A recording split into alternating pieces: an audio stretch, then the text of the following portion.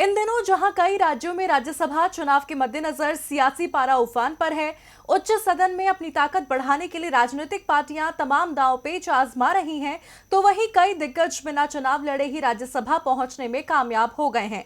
तो कौन कौन निर्विरोध पहुंचा राज्यसभा, इस रिपोर्ट में देखिए। 19 जून को संसद के उच्च सदन यानी राज्यसभा के चुनाव होने हैं। केंद्र में सत्ताधारी एनडीए राज्यसभा में खुद को मजबूत करने के लिए जुगत में लगा है, तो वहीं विपक्षी दल किसी भी सूरत में अपना दबदबा कायम रखने के लिए जोर लगा रहे हैं। लेकिन इसी बीच कई उम्मीदवार ऐसे हैं जो बिना किसी चुनौती के राज्यसभा की दहलीज पार करने में कामयाब हो गए हैं।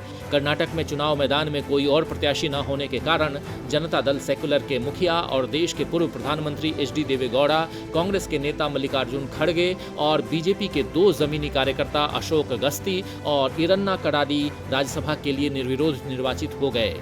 ये जानकारी एक चुनाव अधिकारी ने दी।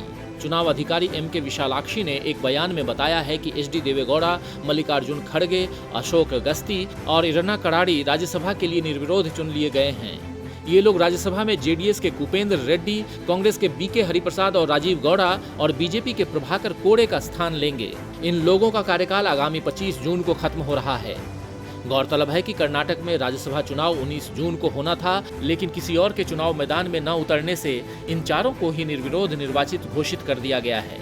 वहीं अरुणाचल प्रदेश में राज्यसभा की एकमात्र सीट पर बीजेपी उम्मीदवार नामित नबम रेबिया ने चुनाव निर्विरोध जीत लिया है। प्रदेश के संयुक्त राज्य निर्वाचन अधिकारी डीजे भट्टाचार्य ने बताया कि इस सीट के लिए नामांकन करने वाले वो अकेले उम्मीदवार हैं। फिलहाल अरुणाचल प्रदेश से राज्यसभा सांसद मुकुट मिथि हैं। उनका कार्यकाल इसी 23 जून को खत्म हो रहा है। डीबी लाइव की रिपोर्ट।